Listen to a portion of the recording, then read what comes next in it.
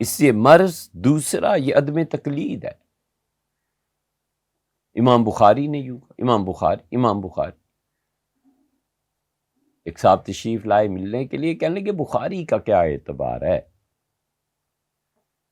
اس حدیث پہ ایک مرتبہ ہم نے بھی کچھ جملے کہے تھے، اللہ تعالی معاف فرمائے، اب جو کہہ رہے ہیں یہ صحیح چیز۔ کہنے لگے بخاری میں تو یہ بھی آتا ہے کہ ایک بندر تھا، اس نے بندریا سے کچھ ایسی حرکت کی اور بندروں نے اسے رجم کیا، تو بخاری تو ایسی روایتیں لاتا ہے، بخاری کا کیا اعتبار ہے؟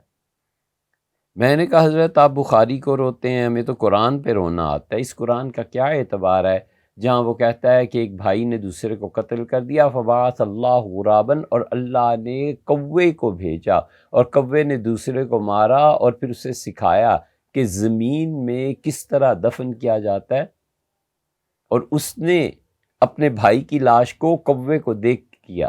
تو میں نے کہا آپ بندروں پہ کہتے ہیں، ہمیں تو کوے پہ بھی اعتراض ہونا چاہیے کہ کوا جو ہے نا اس سے کیسے انسان نے سیکھ لیا؟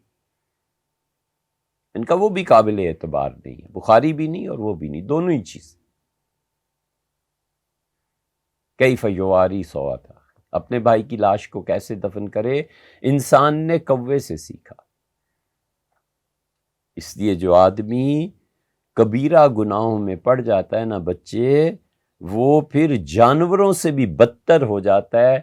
اللہ جانوروں کو اس کی تعلیم کے لیے مقرر کر دیتا ہے تاکہ وہ اس آئینے میں منہ دیکھیں کہ میں یہ کرتوت کر کے جانوروں سے بدتر زندگی گزارنے لگا ہوں۔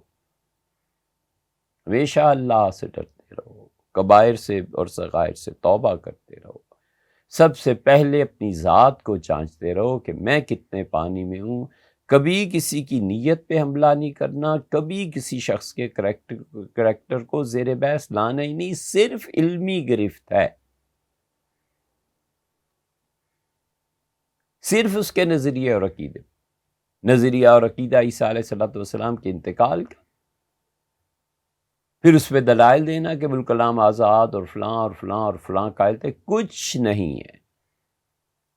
ان سب کو چاہیے تھا اپنے عقیدے درست کرتے۔ ہم اہل السنہ کی جو کسوٹی اور معیار ہے اس پہ ان کو پرکھیں گے، یا ان پر لا کر عقیدے کو چھوڑ دیں گے کہ عقیدہ ادھر کو ٹلٹ ہو گیا؟